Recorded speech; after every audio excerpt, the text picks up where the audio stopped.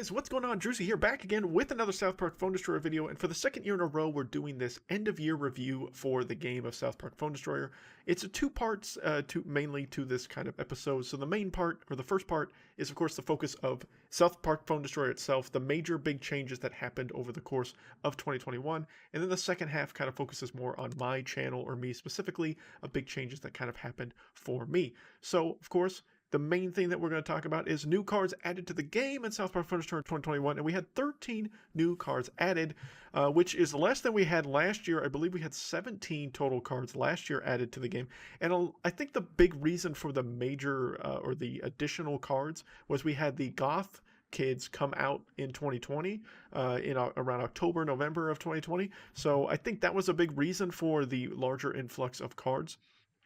But let's look real quick here at all the new cards that were added in 2021, of course. And that is these 13 cards here on screen. So Archangel Bradley, Nip Nicole, Commander Hat, Castle Defender, War Hero Ned, Hunter Jimbo, Scuzzlebutt, Infiltrator Kevin, Cow Stampede, Future Randy, S-Wild Tittybane, Member Berries, and Changeling Red. So two major cards that really shifted the meta hardcore. Well, three really that shifted the meta hardcore, I would say, this season. Was, of course, in the beginning, it was Hunter Jimbo. Hunter Jimbo really kind of shifted the meta in kind of a certain direction. Cow Stampede didn't at first, but then very much did after people started getting it more leveled up and things like that as a common card. It is still running rampant in the lower arenas, and even at times in Legendary Arena, Cow Stampede can be kind of a nuisance at times. But of course, the major focus and huge change was, of course, the addition of Member Berries, which is completely alter the meta until it is changed. I mean, we'll have to wait till February for it to actually be officially changed. So it's going to be a little while before we know of some big changes, hopefully coming to that card. But the rest of these cards, for the most part, actually, I think Castle Defender has actually been a pretty solid card since its addition into the game. Commander Hat, in my opinion, is kind of the perfect storm of kind of a cancel card for the sci-fi theme, and I think the Commander Hat has been kind of a solid addition. Nymph Nicole can be fun and situational, but overall, she's very dependent on her own theme, obviously, with Swarm and things like that. I mean, there are Swarm and other themes outside of just in fantasy theme, but for the most part, very dependent on her own theme. Archangel Bradley, when he first came out, was really bad, in my opinion. One of the worst Bradley at the time. Since then, has gotten a nice solid buff and is actually a pretty solid card right now, and tanks have really kind of re-emerged into the meta since Member Berries have been added, so they've been very good. I think, honestly, the most disappointing card, I would say, out of all of these, some would probably say Infiltrator Kevin or Scuzzlebutt are probably some of the worst of all of these, but honestly, Changeling Red. I think Changeling Red has solid stats as far as her stats are concerned. It's very difficult, in my opinion, to make her charge ability work efficiently, but if you can do it, she's very good. I'm not saying she's a terrible card. It's just not as valuable, the validity of the card or the value of the card is very situational and not always as efficient as it could be.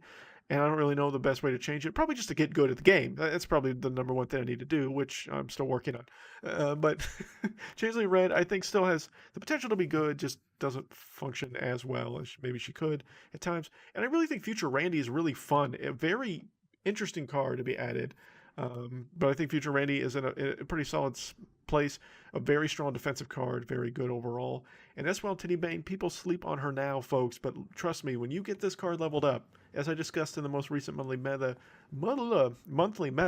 like a couple weeks ago, or last week actually, S-Wild Tittybane, a solid overall card. So some fairly healthy additions to the game. I don't really see too many negatives. I don't feel like any of these cards really made the game worse. I guess you could say maybe Member Berries, Cow Stampede probably has frustrated a lot of people, but I think overall, obviously it is a good card, situational, things like that. But there we go. There's our look at our 13 cards that were added this year. Another big thing that was added this year was the Cheesy Poofs event was added, which was a nice, healthy addition to the game to give you incentive to really play the game, right? Like the big thing that you want in a game, any kind of video game, is replayability, right? You want to have that focus on having something that you enjoy playing over and over again. And these new events that were added, or the addition of additional events with Cheesy Poofs, as well as just you're earning that currency and you can get cool rewards out of it. A lot of the multiple times there, in every situation, there was a legendary, a random legendary that you could get from. There was one Cheesy Boost event where there were 2 potential legendaries to choose from with Satan or Grand Wizard Cartman. And then, of course, the addition of a new card, Hunter Jimbo, was originally added to the game through Cheesy Poofs. So there was a lot of cool kind of bonus incentive to have Cheesy Poofs kind of added to the game. So I really thought Cheesy Poofs was a healthy, kind of fun addition to the game overall. Another huge change that happened was the complete overhaul change of Adventure Locked accounts. So if you guys have been, I guess, sleeping under a rock the last month or so, Adventure Locked has completely changed in South Park Phone Destroyer. The main focus is that until you reach Arena 5 in PvP, you can technically adventure locking. What adventure locking means is you don't beat episode 10 or the Stand of Many Moons mission in PvE. As long as you don't go past that point, you will stay adventure locked. Well, if you reach Arena 5 in PvP, that adventure, even if you don't beat that mission, you technically would gain the access to all cards available to you in Arena 5 and below. And so now there's really no incentive to stay adventure locked once you pass Arena 5 in PvP. So because of those kinds of things, obviously people are now unlocking those accounts. The main reason and focus of that, Red Link stated, is because adventure locking wasn't an original design into the game, and they view it not necessarily as cheating, but, well, some would probably view it as cheating. I don't think that Red Links viewed it as cheating. They just viewed it as playing the game as not originally, designed. So to some people, that is cheating. I guess it's whatever you want to verb it as or view it as. But it was a way to, in all honesty, I don't really feel like it was overly cheating, just primarily because lately in the last few months, Adventure has been getting nerfed into the ground, and the fact that you only get access to Adventure cards, neutral cards, or any cards that are available in Battle Passes. And even if you got a card that was in a Battle Pass, say you got Dark Angel Red, something like that, which is in the mystical theme, you couldn't get mystical materials to upgrade her, and you couldn't get copies of her to drop in anything anyway, so you only got the copies of her to the level that you got with the Battle Pass. So there were pros and cons to it. Some people thought it was, an exploit within the game, is probably the word I'm looking for. But I honestly think adventure locking was a unique challenge for me personally, and I do slightly miss it. But adventure locking really is no more in an overall theory of it. Obviously, huge change. Member berries added to the game. The meta will never be the same again until it's changed. Well, at least probably till February. The meta will continually be what it is right now, which is a member berries heavy meta. A lot of superheroes everywhere. And now superheroes have been rampant in lower arenas, but now they have taken over the legendary arena. And I've been playing them for quite a while. You guys know that I enjoy superheroes. I have good levels in those cards, so I've been playing them for a while now.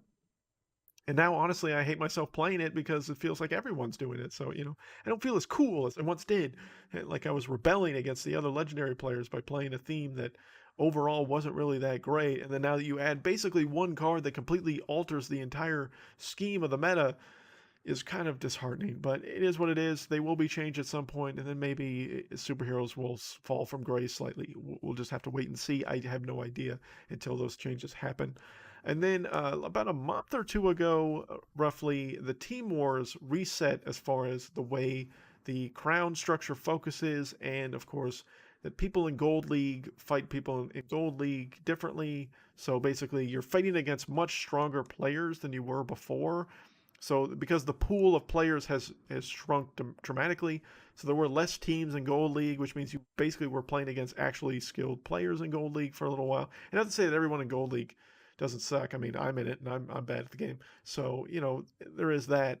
But it was some people liked it because it gave you incentive to do Team Wars in a more strategic and, way and things like that. But it also restructured a lot of the way teams were formulated. A lot of teams really seemed to really change their focus of the players they were adding to their teams and how strong they were trying to be, and really worked their way up the ladder as far as ranking and things like that. So the Team Wars reset was a pro and con, I think, to some people. Kind of depends on who you ask.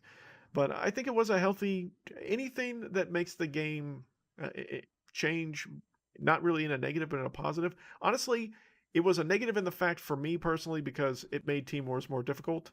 But at the same time, isn't that what Team Wars is supposed to be? It's supposed to be more difficult matches. It's not supposed to be just easy curb stomping victories where you have significantly higher level cards than the player you're playing against. And sometimes that still happens in Team Wars. I'm not saying that doesn't happen now.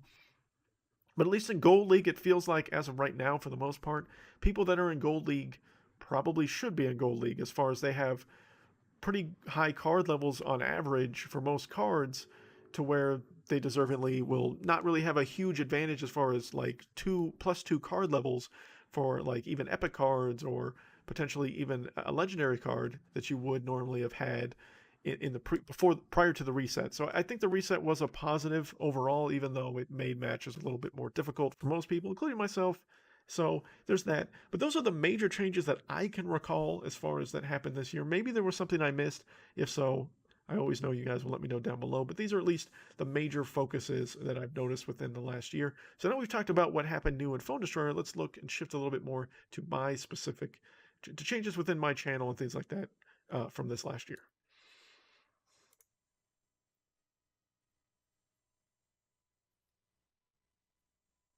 So, of course, the big thing that happened for me was the new look for the channel. We really upgraded a lot of things within the channel, really kind of upgraded the way the stream is. Hopefully, the stream, I feel like I'm actually, I wouldn't say professional streamer, but I feel like I have a more professional presentation now, both within the channel and on streams and things like that. And I'm more proud of that. It took me 4 years to get to this point.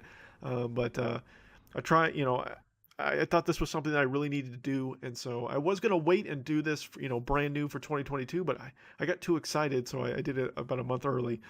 So there we go. So we got a new look for the channel I'm really excited about. I am also going to be working on an actual professional web page for my channel here. I'm going to try to work on for early January to try to get out at some point at the end of January this coming year for that, and maybe get some more merc kind of stuff, maybe things like that, if that's stuff you guys are interested in.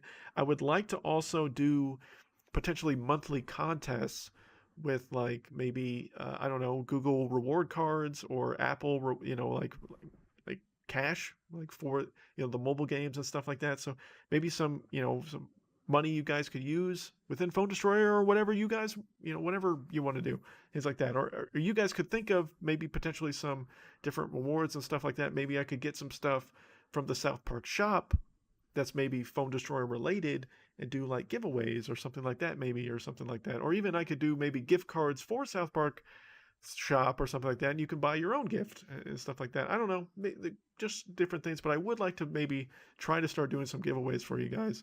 Nothing that's, I mean, I don't make a ton of money doing this, so nothing that's insanely expensive or anything like that, but I want to kind of reward you guys as fans of me and things like that, and to have as a bonus incentive maybe to be a member of the YouTube channel or Twitch sub or something like that, to have like additional giveaways on top of the other stuff that's there. And I think that would be something that would be a bonus incentive and hopefully a positive thing for the channel. So let me know any comments you have on that. So obviously I unlocked my Adventure Lock account because there was kind of no point. I have like 4 or 5 accounts now. I did actually make a new free-to-play account, kind of more for fun, in all honesty. Snoozy still exists, but Snoozy was kind of at a point with its card levels and things like that I wasn't really very competitive. And I think I wanted to kind of get a view of how, Bronze League and even Silver League was now with some of the new cards being added to the game, and have a new incentive in that and kind of a new challenge with a free-to-play account again. And I may periodically go back and forth with that one, maybe stream it, try to stream it a little bit more and things like that. But I haven't really put a lot of time and effort into it. I have maybe done 1 or 2 streams with it in all honesty. But I need to maybe, try to get back into that a little bit more. But I mean, honestly, there wasn't a lot of big changes for me on the channel specifically, other than, kind of the things I just mentioned. But I do very much thank you all for the continued support on the channel in whatever way it is, whether it's just being subscribed to the YouTube channel, the positive comments, all the kind of stuff you guys have had. Really have enjoyed mostly what the community of my fans or even not my fans have said over the year. I know there's been some negative about either how I present content, my opinions on things, and you're always welcome to your own opinion as long as it's within reason and you're not overly harsh.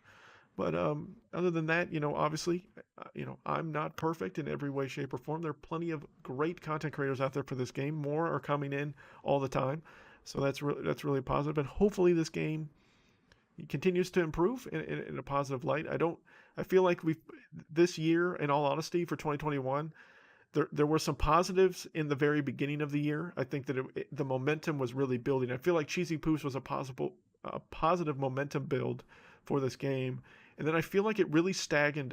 Like it was really stagnant for a vast majority of this last year. But I feel like for the last like 4 to 6 months, there hasn't been really anything super amazing happen other than member bears coming out. And all honesty, that's really it. I'm hoping, with that South Park has, they've been having these COVID specials lately. Hopefully, they have a new season at some point in 2022. A whole bunch of different things that might bring some new life and new blood into this game and stuff like that. But hopefully, Red Links can continue to, improve certain aspects of the game, fix deranking issues, server side 2018, whatever it is that's a positive to keep, this gaming community alive and well. Otherwise, I feel like if we just stay stagnant and set in our ways of where we're at right now, eventually this game's just going to die off. I really do. I don't think that just the name of South Park can save this game completely, but I'm going to stay here until the very end. I do appreciate, again, all the support that I've had over the last year, and hopefully it continues going forward. But thank you guys so much for watching this video. Hope you guys enjoy this. We'll continue this going in the years to come. I appreciate it very much. Until next time, guys, you know who it is.